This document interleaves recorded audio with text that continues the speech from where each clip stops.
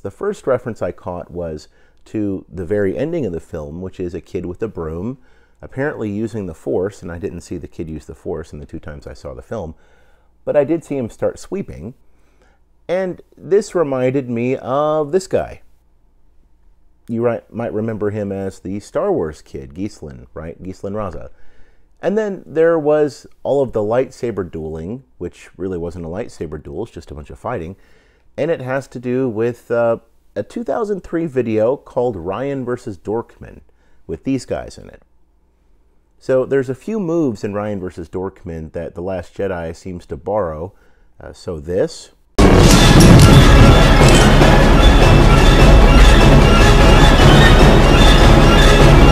In the film, right?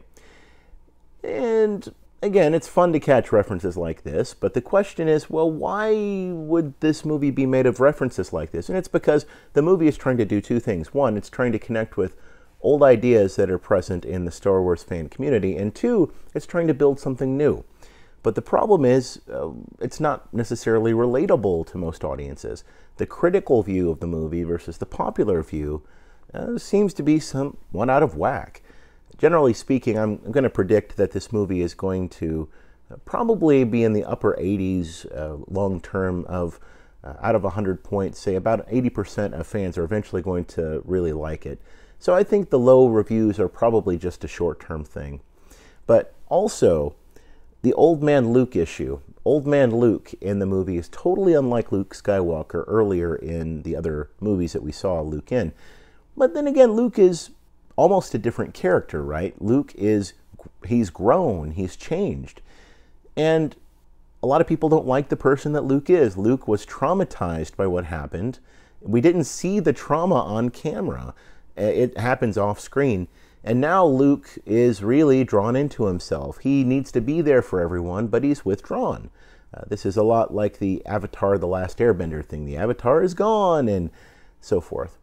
The plot of the movie also seems to be that, like Battlestar Galactica, that's a slow chase across time. Here you've got the Rebel fleet, and here you've got the Empire, that is the First Order, following them in a very slow pace over 2.5 hours.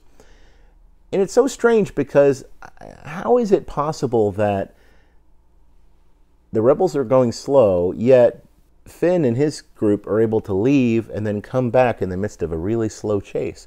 It's just unlike anything else. So Old Man Luke is a strange thing. The slow chase is kind of strange.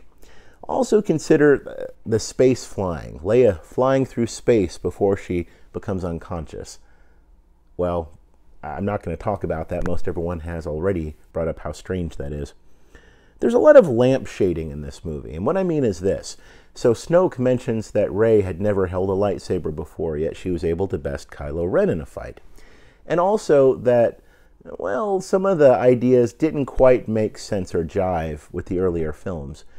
Old Man Luke also is probably the most cynical character in Star Wars, right? He says, in that second lesson to Rey, he says, the Jedi's history is usually a failure. That's why it needs to end. First of all, you know that Darth Vader was trained by the Jedi. And number 2, there was this problem of pride and hubris among the Jedi.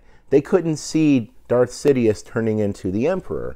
And eventually, by the time they knew it, it was too late. And Luke has a point. Again, these are very cynical points, though. Now, this is probably the most cynical Star Wars movie there is. And it's also, in many ways, the most subversive Star Wars movie there is, if you think about it. I mean, what movie is there that tells you to totally reject most of the canonized ideas from the previous movies? Well, but to be fair, if you think back on how the original trilogy versus the prequel trilogy, how these were received, people really didn't like both trilogies, right? The old fans liked the old movies, and the new fans, the millennials, liked the new trilogy, or at least generally speaking. And this changes over time, but the idea is that this movie puts a context around both of those trilogies and says, thinking about the other movies and what they've done, there are some problems that we need to address. So this little bit of lamp shading, by the way, there's the lampshade. This little bit of lamp shading on the part of the director Rian Johnson, it really does something in terms of a service for the fans, saying, okay, we realize the story has problems. We realize there are issues out there, but at the same time, we're going to try to pass over those in favor of what we're trying to do. The notion that Luke has of this is not going to turn out like you think applies, not just to the current plot, but to the whole arc of Star Wars. We're going to lead this in a new direction. What we're looking at here is an internecine fight between J.J. Abrams on the one hand and Rian Johnson on the other. You have two separate views of what Star Wars is. And a lot of folks currently are wondering, what exactly is it? So I predict that this movie will probably be better received over time. But at the same time, in the meantime, fans are going to have to wrestle with some of the ideas in it. But there's a bit of a halo effect. If you didn't like The Force Awakens, then this film will put that in context and say, okay, some of those things, they don't make sense, so we're going to cut off those storylines. The issues with Rey and her parentage, that's in a new context. We don't really need to know who her parents were because a hero could be anyone. It could be anybody. And really, that's a lesson that we need to learn from Star Wars. Anakin Skywalker, the boy, was just a kid. He came from poverty. He came from nothing. And you don't have to be a member of a certain family in order to have this attunement with the Force. It's something that we need to consider. Well, I guess that's about it. Thanks for watching.